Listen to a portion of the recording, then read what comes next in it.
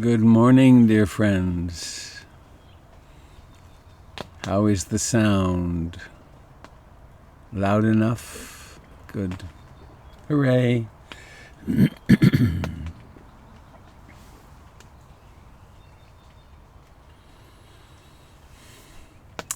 It's a gray morning here in Portland, Oregon. A little bit of rain, a few droplets. My name's Robert Beatty, and this is a COVID-19 broadcasting from the Portland Insight Meditation Community, the western branch, in my tent in my backyard in Beaverton.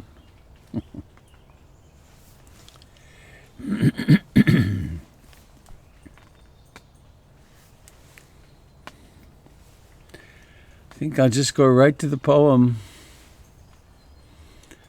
Found another beauty this morning. There's so many. It's incredible. Once again from Lao Tzu, from that amazing book of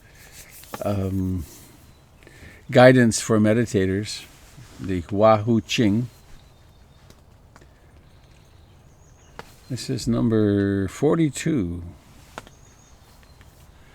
Nothing in the realm of ideologies or thoughts is absolute. Lean on one for long and it collapses. Hang on. Forgot one of my switches. There we go. Nothing in the realm of thoughts or ideologies is absolute. Lean on one for long and it collapses. Because of this, there is nothing more futile and frustrating than relying on the mind. To arrive at the unshakable, you must befriend the Tao. To do this, quiet your thinking. Stop analyzing, dividing, and making distinctions between one thing and another. Simply see that you are at the center of the universe, and accept all things and beings as parts of your infinite body. When you perceive that an act done to another is done to yourself, you have understood the great truth. Lao Tzu, number 42. Nothing in the realm of thoughts or ideologies is absolute. Lean on one for long, and it collapses. Because of this, there is nothing more futile and frustrating than relying on the mind. To arrive at the unshakable, you must befriend the Tao. you must befriend the Dharma. To do this, quiet your thinking. Stop analyzing, dividing, making distinctions between one thing and another. Simply see that you are at the center of the universe and accept all things and beings as part of your infinite body. When you perceive that an act done to another is done to yourself, you have understood the great truth.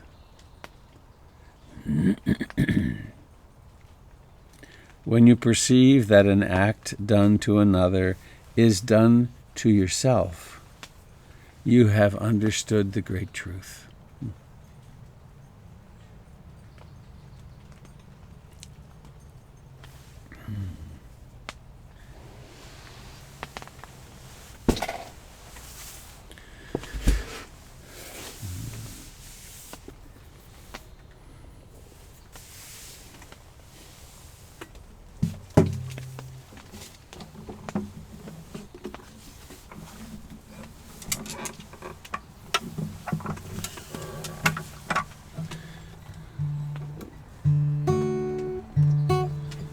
I'm not 100% sure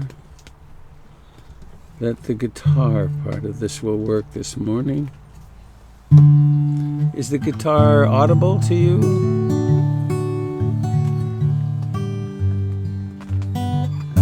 Every now and then I wake up with my left hand sort of pins and needles. It's not the stroke, blessedly, but there's something in my shoulder and neck. And this morning I've got about, 70% feeling in them. Maybe they'll work.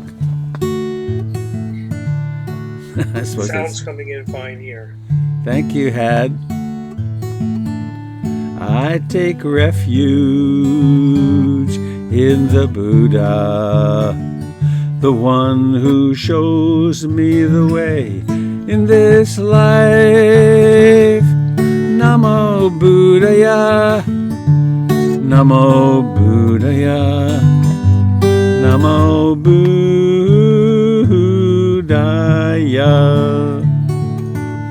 I take refuge in the Dharma, the way of understanding and love. Namo Dharmaya, Namo Dharmaya, Namo Dharmaya. I take refuge in the Sangha, the community of mindful harmony. Namo Sanghaya, Namo Sanghaya, Namo Sanghaya.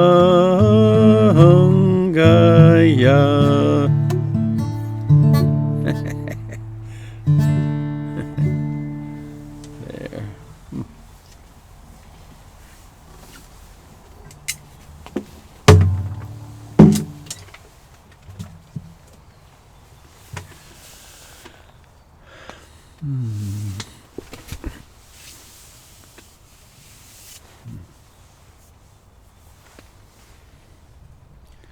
All things are impermanent, contingent, subject to change.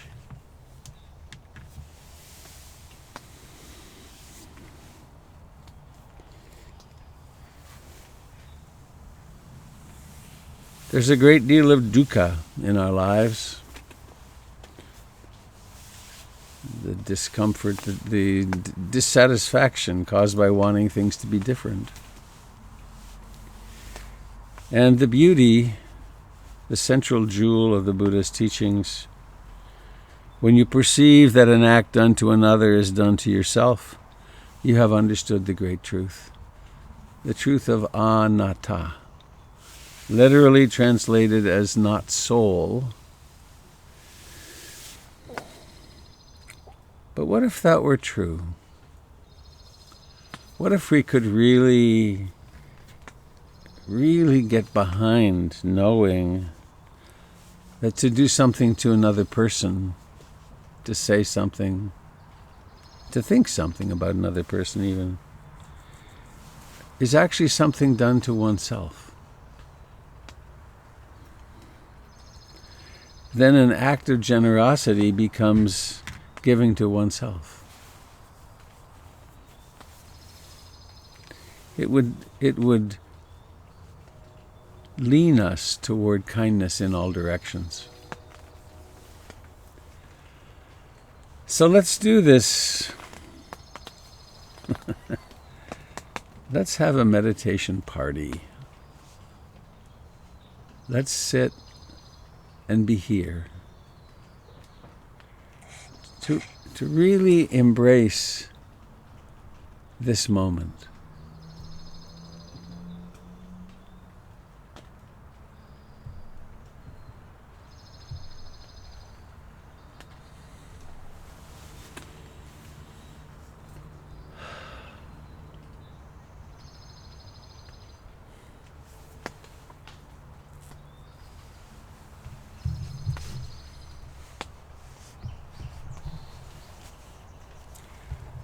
Please know that at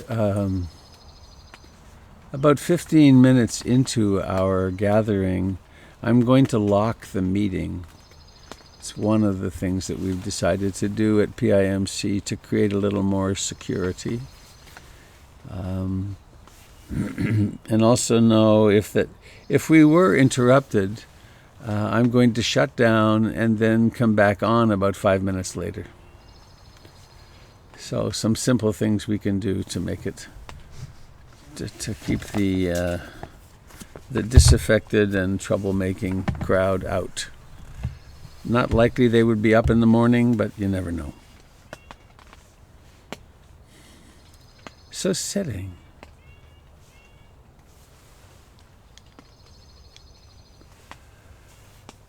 Become curious about sitting here. Where does the body touch? Where does the clothing touch?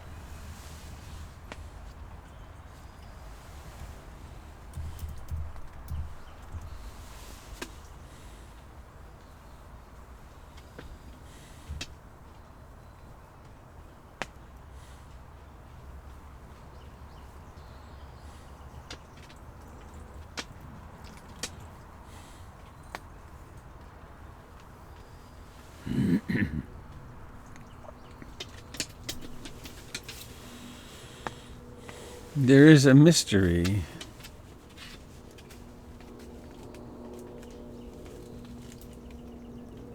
There's awareness. How do you do that? Or do you do it at all?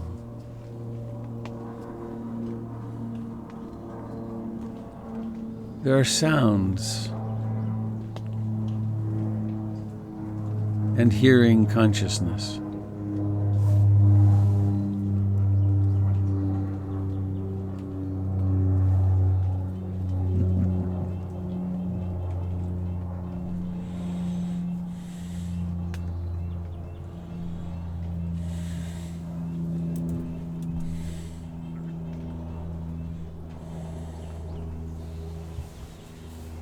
And there is breathing.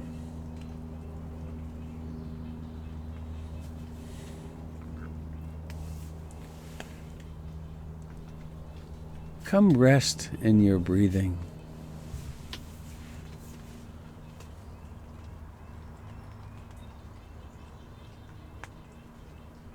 There is no problem to solve.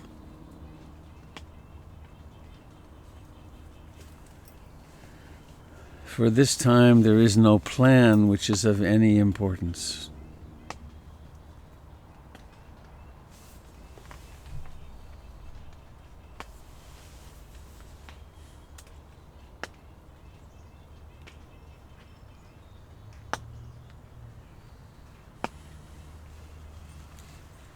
You are at the center of the universe, which is your true body.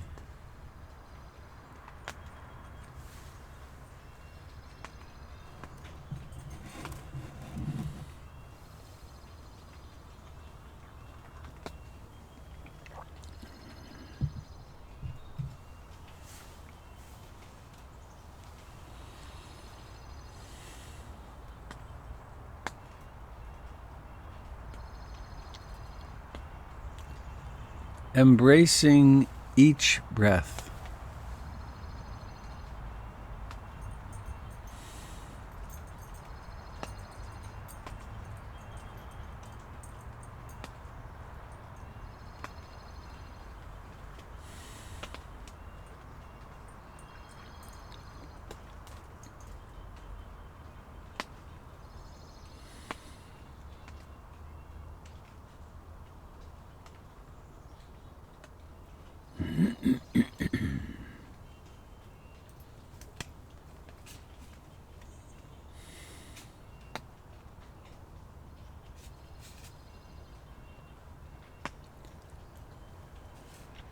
Noticing how each breath arises out of non-existence.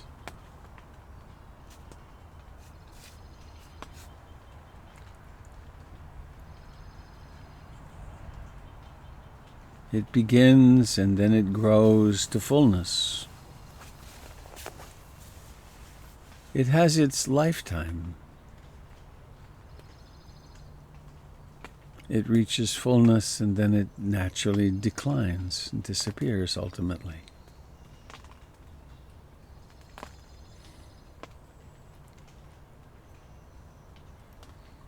We practice bare attention, uninterpreted presence.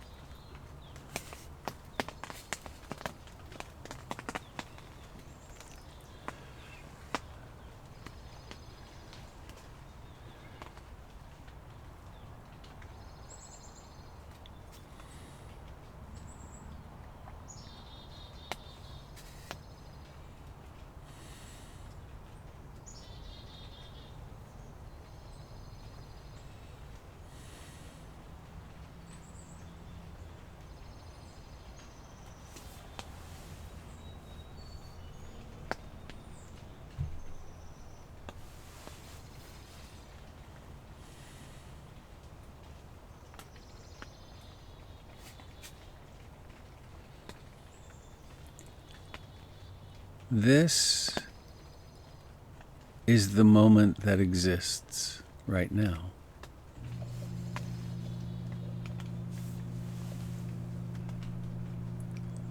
The past is a class of thoughts that exist now. The future is another class of thoughts.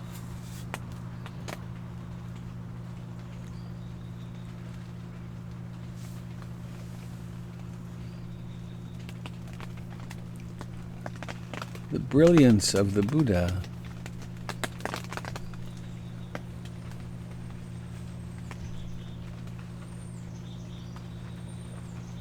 really showed in his realization of something so simple as this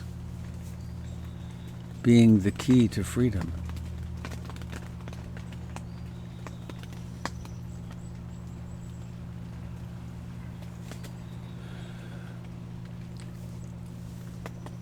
So whenever you awaken in thoughts of the past or plans for the future, or the 5 hindrances, liking, disliking,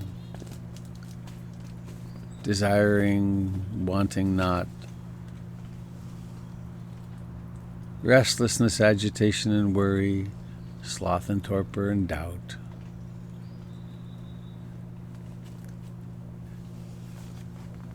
every time there is awakening, there is freedom. It may be short-lived, but we see the road signs, we see the subtle signs on the path. Go this way. Come this way, home to yourself in this moment.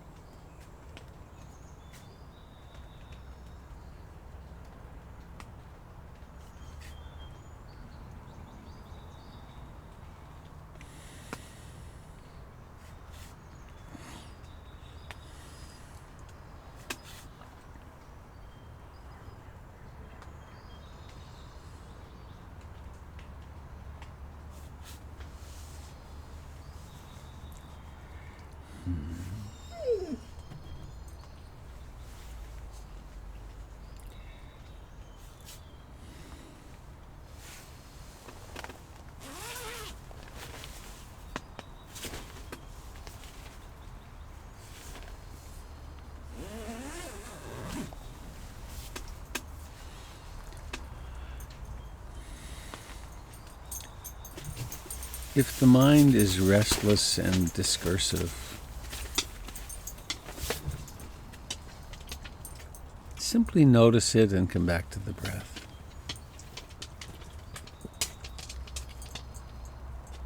If that isn't enough, you could try counting breaths. On the in-breath, count 1, on the out-breath 2, up to 10, and then start over. If you lose track on the way, just start over, back to 1. Or you might use mental noting, in which with the cognitive part of mind you would subtly note rising, rising, chest and abdomen, falling, falling. Then when you discover the mind wandering, simply note wandering, wandering. Or if it's wanting, just wanting. If it's disliking or hating, simply notice them for what they are. Hating, disliking. If the mind is very calm and tranquil and you're noting, you could note tranquil.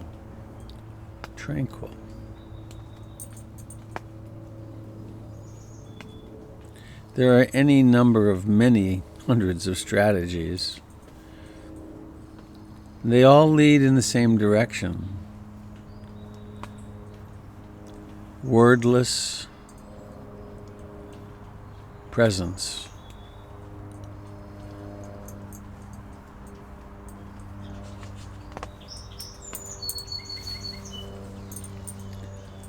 Presence with what is, hearing.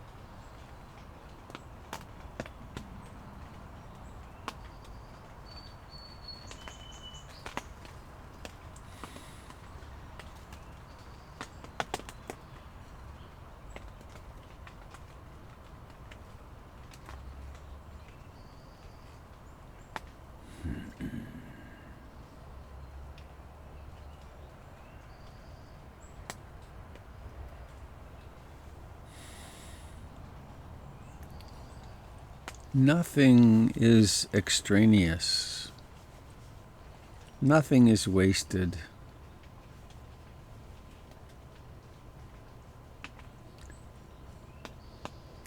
Everything is grist for the mill of awakening.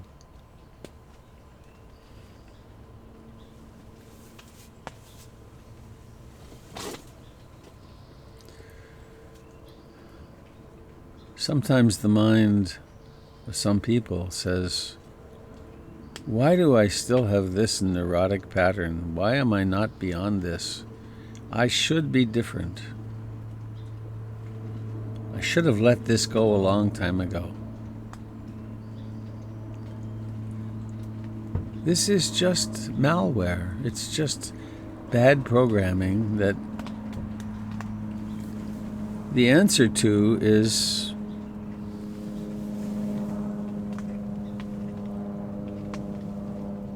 delicate, non-judgmental awareness. Oh, here's this again. Thank you for sharing. Noticing sounds. Coming home.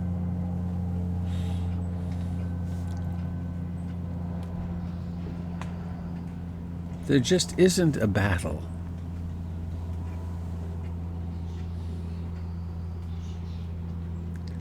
What is there? This. This that exists in this moment, now. Phenomena at the ear, the eye, the nose, the tongue, the feeling body, and the mind. The world unfolding.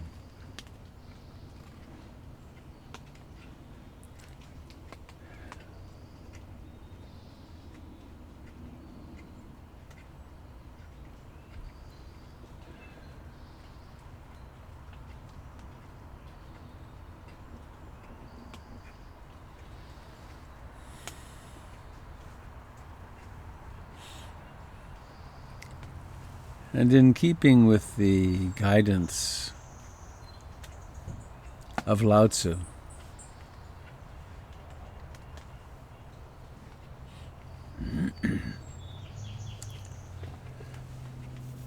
perhaps we could implement this today when dealing with another person, or an animal, for that matter.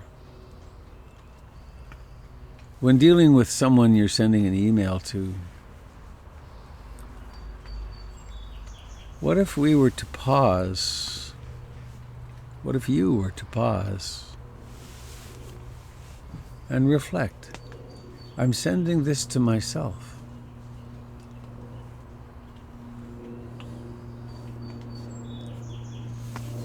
How would I like to be treated? How would I like to treat myself?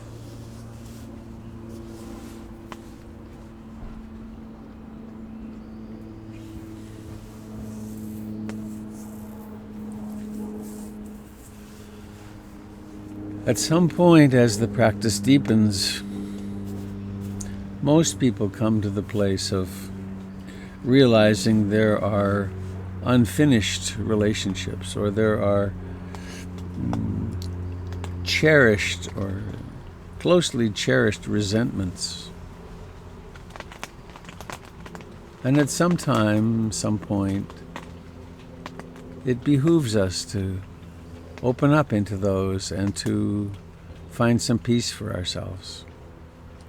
Doesn't mean you ever contact the person, but that we finish the business. We let go of the rope at our own end.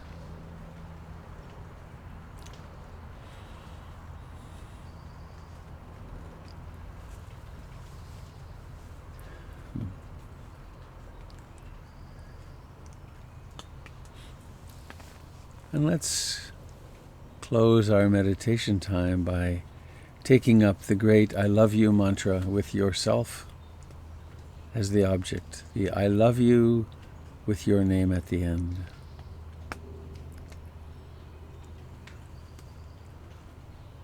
I love you. And with yourself as the object, may you be deeply happy. May I guess you would say. May I be free from identification with fear and danger. May I live with ease and grace. May I remember my true great nature.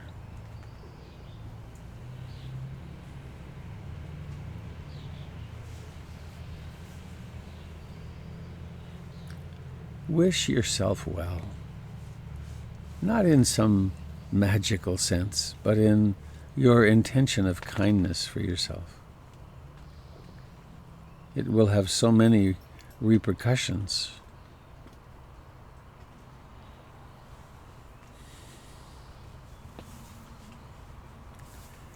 So in this day of practice, finding the opportunity to see the other as self. This doesn't mean that we neglect the self. It's an open field awareness that includes all.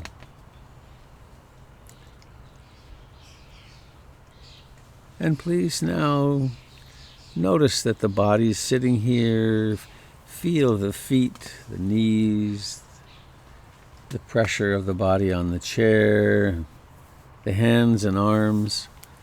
And then let there be some movement and stretching mindfully.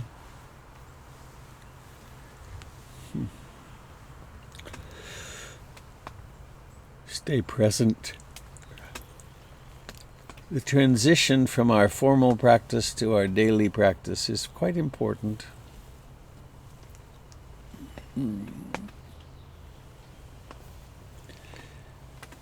And then when the moment comes to let the eyes open, before letting them open, notice the intention. Intention, and then the effort of opening the eyes and then seeing spontaneously arises.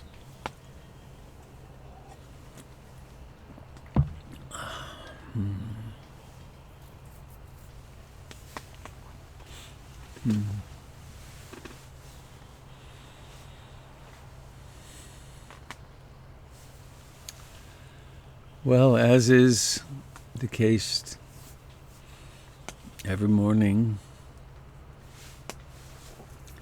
I'm touched by your presence here in my tent, here in my consciousness.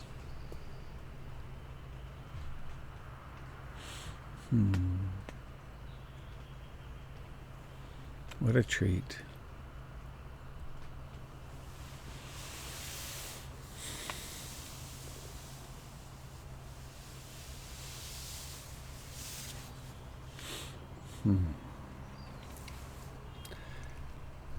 I have a little Dharma talk, a Dharmet, as they're called, in the Theravadan Zoom world.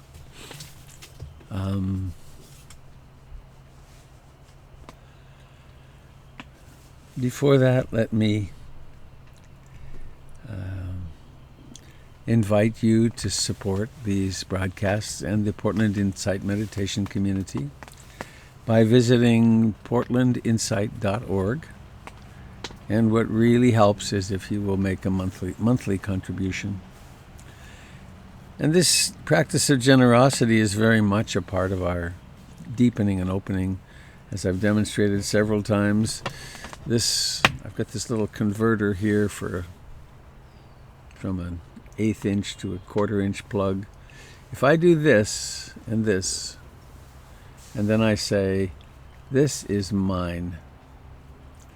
The chasm is huge, isn't it? It's like mine, suddenly, whoa.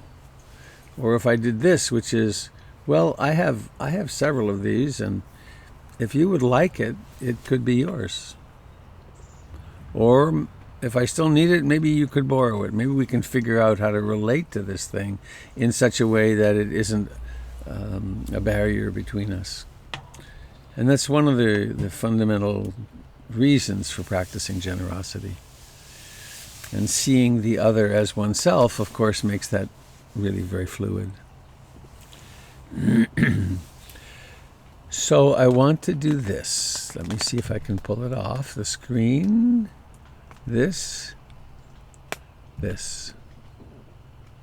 Share. Come on. Yay. Had, would you nod if that has changed to the diagram? Thank you. So some of you may not have seen this. It's a diagram that begins down here with setting out on the inner journey. We run into the untrained mind. We encounter the 5 hindrances. We choose some meditation object like the breath that we will come back to a lot.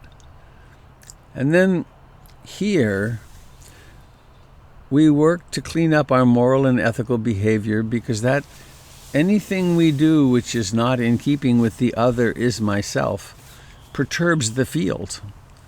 And if we do anything harmful, we can feel anxious about it and naturally will. So we're abandoning and setting aside the hindrances. And then there's this phenomenon here, which I call secondary objects. And so there's this embracing life, and then this, and I want to come back so I can see you to talk about this, what that means.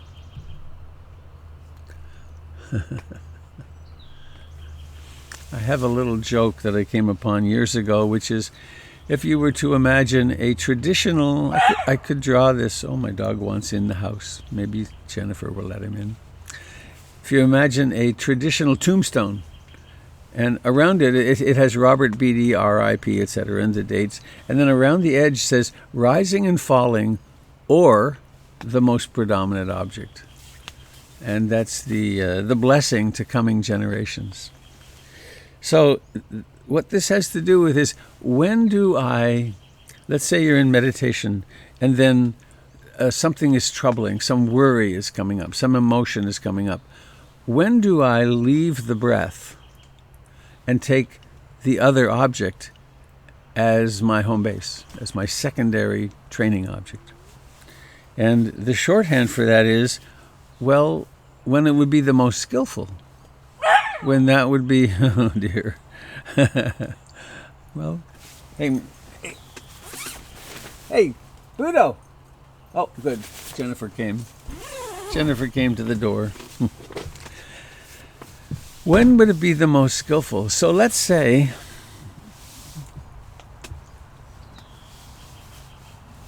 that persisted. Whining dog. So I'm sitting here and I'm home to the breath and I'm feeling quite tranquil, quite at ease. And then this dog shrieking sort of thing happens. So the mind is naturally pulled there, and then noticing, hearing, disliking, back to the breath. Bark, bark, bark. Hearing, disliking, back to the breath. Well, maybe the skillful thing to do after a few repetitions would be to bow to the breath. Thank you, dear breath. Now I'm going to take the hearing and the disliking as my meditation object, and I will sit here, and I won't be trying to be in the body or with the breath. I'll be noticing this phenomenon of the shriek happens, and then there's a little jump, and then there's disliking, and then there's the thought, oh no, I don't want that happening in the broadcast. And so then that reactivity of the mind becomes the secondary object. Now let's say it were another common one. I'm sitting, and then some feeling, maybe a lump comes in the throat, or in the back, or somewhere, or maybe it's a pain. So then I take a moment to notice, there's pain, unpleasant, probably disliking, back to the breath. Comes again, and there's another glancing at it, maybe look a little more fully into it. And if it persists at some point, consciously, Thank you, dear breath. I'll be back. And then this other thing becomes the object. I thought of the lump in the throat because that's a very clear one for many people. Maybe you're meditating and there's a lump and there's some sense of feeling ill at ease. So a few times you notice it and come back to the breath. And then ultimately maybe you take that lump as your meditation object. And in a way you invite it, go ahead, display what you are. I'm here to really pay attention and listen. And this is the boundary in a way between the meditative approach and Western psychotherapy. Because sometimes the secondary object is something that's trying to get in from the unconscious, some old memory, some old trauma, and it really makes sense to have some help sometimes, but to turn toward that, and then the meditation might be a meditation on rage. Years ago, as I was discovering deep anger in myself, I sat in my meditation seat and just raged. Here I am, I'm sitting in meditation, and here's all this anger. Well, let's take anger as my object and see what it is. And it's kind of like an offering to the Buddha. I'm willing to be here, to be in the middle of this personality, and to allow it to have a life. Now, it's a very low karma circumstance because no one else is being affected. But it's a willingness to turn toward this secondary object and really experience it fully. Now, the same is true on the other pole. What if you're sitting in a context and you're listening to music? Well, then the breath is very useful for grounding, but why not take the music as your object? And watch and hear and notice what happens as sounds come into being and disappear, and as a sound comes in and it affects the emotional state. So rising and falling, the default is come back to the breath, and then, or the most predominant object. And ultimately, of course, we let go of all of that, and there's just the life unfolding. So I think that's what I want to say, to be sure we have some time for sharing.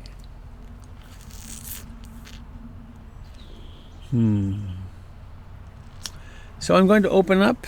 Anybody who would like to, please, what are you discovering as your practice goes on through these times?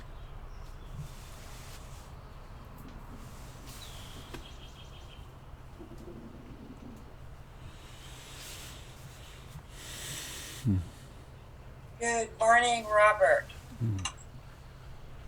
Hi. Hello, Gail. Thank you for your little talk here. And what it brought up for me is, I have a habit of trying to solve problems by delving in and researching, and I think part of it was the training in school and whatnot. It just kept on going. It's now a habit, okay? And I'm trying to break it. I even will make notes when you're talking, which I think it's good. On the other hand, I know it's kind of an extension or an excuse to get too note-takey or something. Mm-hmm. And anyway, so I'm trying to make a decision about going to a medical appointment, whether it's necessary now, whether it's safe now, etc., etc. So my inclination is to do a whole bunch of research about what the clinic is doing to make sure that the risk is reduced around contagious things. So I'm thinking about making a phone call this morning. I thought, I've been thinking about this stuff for days. And I don't, I'm just wondering if you have any thoughts on reflecting. There are times in my life where I've saved a whole lot of, well, by being informed, I took care of myself. Okay. But there is a limit, and I'm not sure. I think that's one of my little glitches, that I go too far in the research and I could turn it into a doctoral thesis, if you know what I'm saying. Okay. Well, that reminds me of my response around hypervigilance yesterday, I think it was, that we get conditioned to certain strategies that we think are going to make us safe in childhood.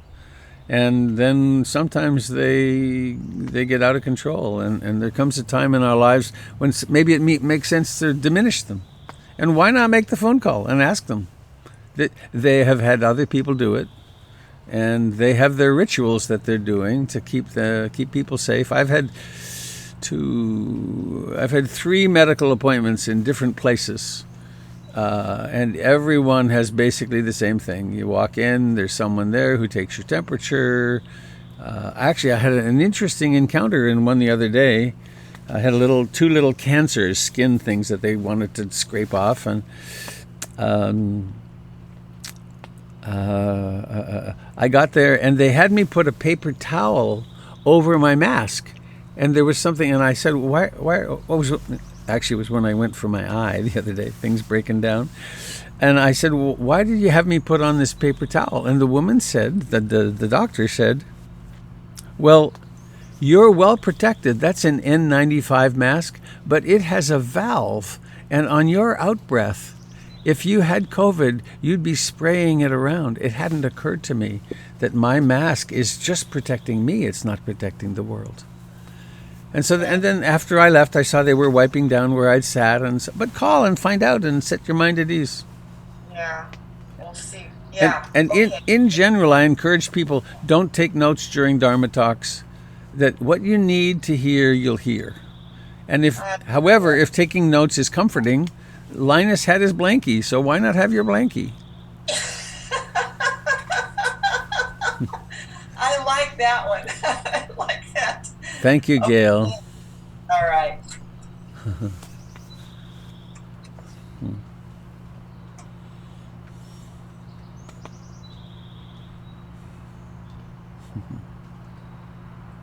I have 2 blankies.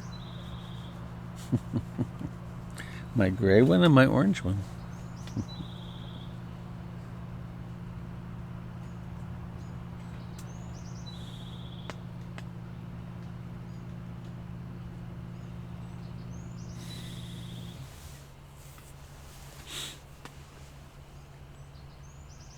Oh, I have a question here. Why are you in a tent? My wife threw me out. Oh, I like that answer. I started broadcasting from our living room, and that lasted 3 or 4 days. Because I'm in the middle of the house. It's a little house, tiny house. And so then I moved to a little shed we have, and that was claustrophobic. And then I realized, wait, we have a beautiful tent. This is a 4-person, 5-person camping tent, and it's perfectly dry. And I have plywood on the floor on my desk I brought out from the house, and it works great. With looking toward doing this possibly for many months, there was a little talk there for a bit about maybe moving toward getting a shed, building a tough shed. And that may be a wise thing to do ultimately. But this works great. I have a heater. Jennifer brought me coffee partway through the meditation this morning. It's actually, oh, I feel sad. Poof. Compared to so many people in the world right now, this is absolute luxury. I mean, I am so blessed. I have my own heater.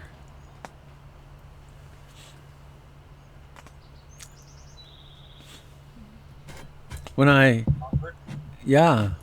It's Avi. Hi. Hello, Avi. Good morning. I'm thinking about sameness, and it's it has struck me that what a lot of us are going through, those of us who have, even in the midst of all this, relatively stable lives and patterns, even though we are feeling the weight of being enclosed in the sheltering in thing, seems to us, it seems to me that what we are experiencing is sort of a magnified version or a different version of maybe the way a monk lives, Yes. which is kind of like, as I understand it from stories you've told and from other Dharma teachers I've heard, which is about sameness. You are experiencing the same pattern day in, day out, and you are trying to find freshness and mindfulness within that. And we are all, none of us, signed on to be in a monastery. But that's what we're experiencing, and that's certainly what I'm experiencing. And I am wondering, really, how does one find freshness and newness in the midst of sameness that goes in, day out, without any real expectation that it's going to end anytime soon? Marvelous question. And then I've been trying to figure out how to talk about this actually for days. There is an addiction that we have to freshness and newness, that life should be entertaining, and there should be something new to eat or something new to see, and the life of the forest monk, the Thai forest monk, has really none of that, and there's no encouragement of that. They don't listen to music. If there's a show, they leave. They're living in a way which is non-distracted, and at the same time developing more and more capacity to be aware. And so the underlying dukkha of life becomes really apparent. And we are by government edict, I guess, and good sense, we're involved in a tremendous fast. We're fasting from our entertainments and our distractions, and it's putting us into contact with who we are when we're not distracting. And we see what's happening with around the country. With people politicizing this, and you can't keep us in, and we're gonna go out and get our stimulation, no matter how many people it kills. Now, of course, there's also, and I honor this for sure, people are watching their businesses die and their livelihood die, and so that freaks people out, and then they really want to reopen suddenly. But the underlying angst of it is we are getting in touch with dukkha. And I forget which state it was, but they opened the bars and they were full. Of course they were full. People could get away from the dukkha. Is that making any sense? And it's one thing to say, well, I'm going to go on retreat for 5 days or 2 weeks. And I'm willing to give stuff up, though that's very challenging for people. But what if this is a year? That's why the change that's afoot in our culture is so huge, and it's true around the world. What if the whole thing of going out and getting entertained and distracted is pretty shut down for a long time? What it does is to bring up all the unfinished stuff in ourselves, and it's a golden opportunity. It's a marvelous chance to really see the truth of impermanence, unsatisfactoriness, and the emptiness of the self. But it's heavy practice, and lots of people don't have any tools. Thank you. Well, just to as a final thought on that, it seems to me that this experience that we're going through, really, if you think about it, was not all that different from the experience that a lot of us have had even before COVID, which is a lot of us have patterns that we're in, day out. You know, if we have kids, we get up, we take care of the kids, we go to work. And I certainly have spoken with friends even before COVID who talked about being tired of their own patterns. The only difference was that they had entertainments to distract themselves with. Yeah. And so it seems like we're living the movie Groundhog Day, and I guess we're going to learn from it. Yeah. And we're lucky we have a practice which turns us into it so we can learn from it. Thanks.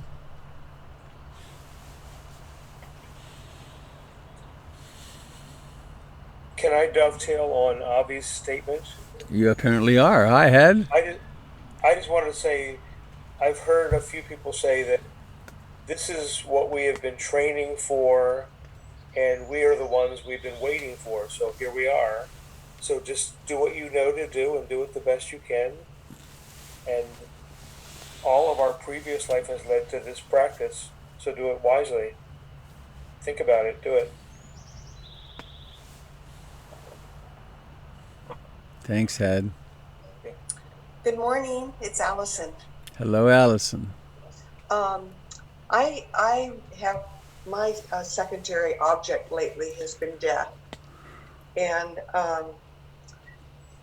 I'm really glad because it's such a big part of this practice that we have of life, death, that samsara, and of course we hear about death on the news more, and it's not pretty.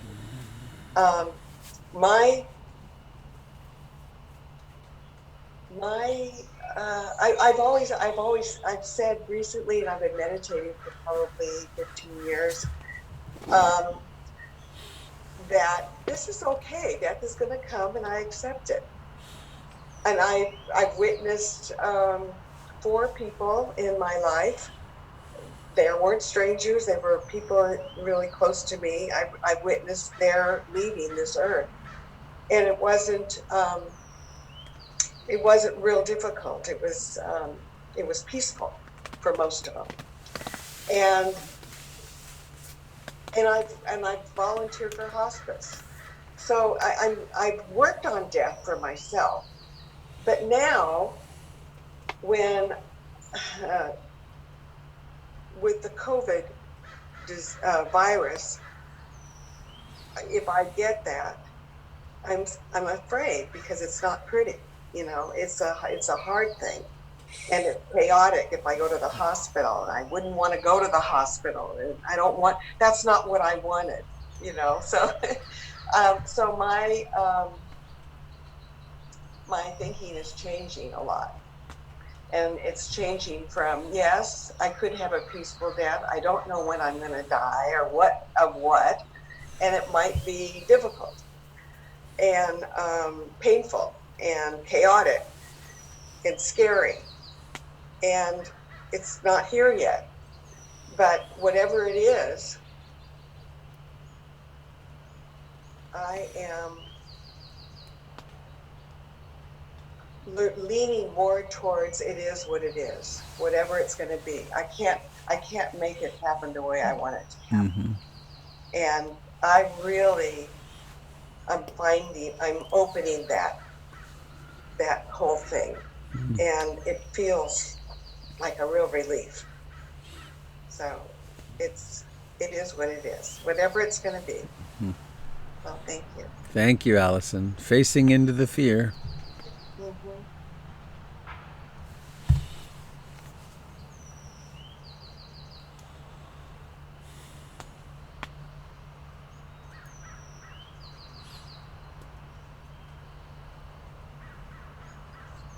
Good morning, Sangha. Jessica. Oops, I'm sorry. Hello, Jessica. Hi. I just wanted to quickly share because I think we had a lot of positive reaction that last night I was in a book group and we haven't seen each other for a while on Zoom. And there were a couple of gals who've been alone and are really, really struggling. And I just had that quick dawning of, oh, let's do the hug. And the response was amazing. And I was kind of surprised how much. And so I just shared that again because, I want to keep that little tool with me should I encounter another group. And it was wonderful to see. And they were so, so grateful. So thank you, because I can't remember how it began. I think, Jessica, I think we should have a hug. Everybody gets to have a hug. Oh, yes, yummy. We could even add in the "I love you" chant internally. It's like "I love you," and you're worth my hugging. Yay! Thank you for sharing that, Russell. Wait a minute. You mean I've signed up to get enlightenment through boredom? Yes. I like my distractions, and I have plenty of them, whether I'm by myself or with a group. I understand. I love the energy of a group, and it's like, well, maybe we negotiate here? Can I have my distractions some of the time? And Sure. thank you. Because I was Yeah, going, oh, granted, no. granted, young fellow. You may have your distractions until they don't work. Until they don't work and they turn to dust in our hands and our mouth. And then there's the disappointment of that. And then there's the freedom that arises out of, oh, it's not that either. I always notice I tend to watch some things on some series and so forth on TV at night. I like to do that. And I noticed the striking transition back from distraction to presence when it's over. Yeah. And it's not pleasant especially, but it's not necessarily unpleasant either. It just is. So Do you remember what Ram Dass said about LSD ultimately? The problem with it is you always come down. And then we're left with what? Well, here I am. It's me and I'm breathing. Nice to see you, Russell, old friend. likewise. Well, it's about a little after 8. Anybody else? What's happening in your life, in your heart? In your isolation, perhaps?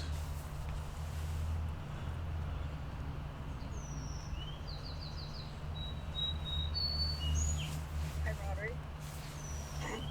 It's Valerie. Hello, Valerie.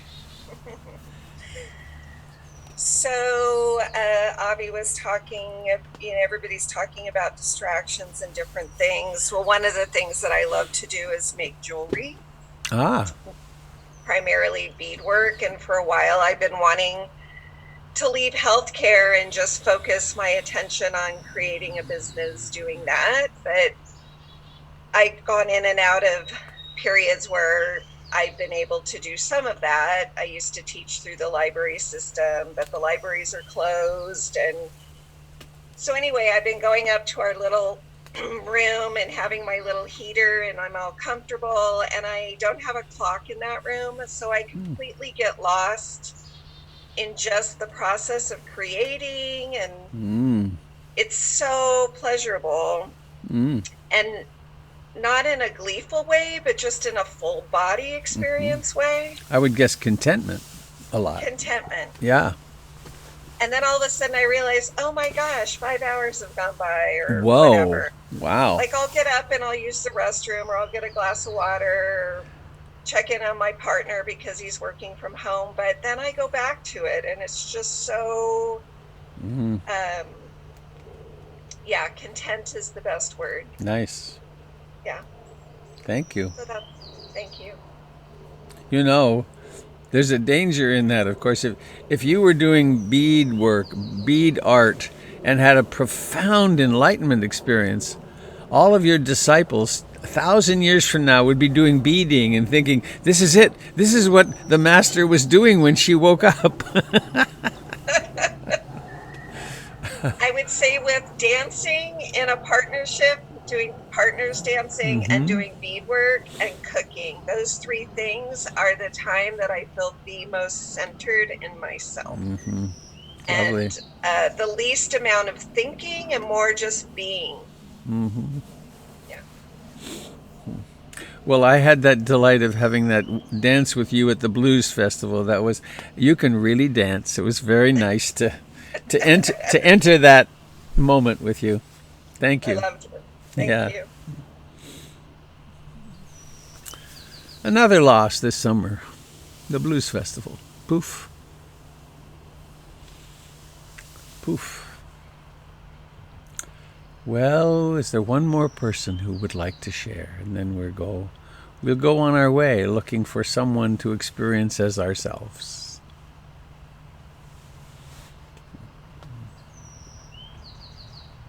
Whoa, the sun is coming out. Amazing heat all of a sudden.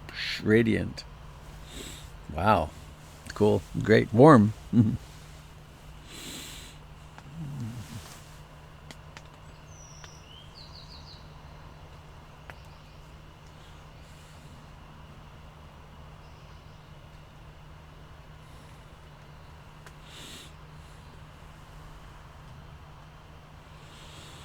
Well, May I just say something, Robert? This is Rebecca. Rebecca. Hi. Hi. I'll just share a gratitude this morning. I'm so thankful for you all and for the opportunity to sit every morning at 7 o'clock with you and for the Dharma that follows. It's just wonderful. Thank you. I don't feel alone at all. You know, funny thing, I still always wash my hands when I go in. It's funny. I see the impulse. I think, oh, that's really ridiculous, Robert. You would, but then I just go ahead and do it anyway. Funny. And it's so intimate. We're in each other's homes. I know. And how often do we get to see Avi with his shirt off? You know. I know. Well, I'm going to open it up and we'll sing our song, and I'll see you tomorrow.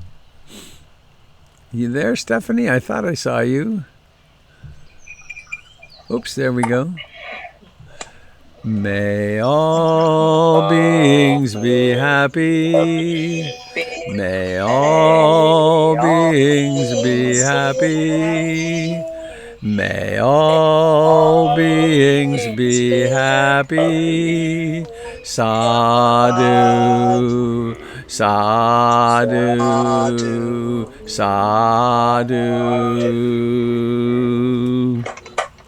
Have a lovely day, dear ones.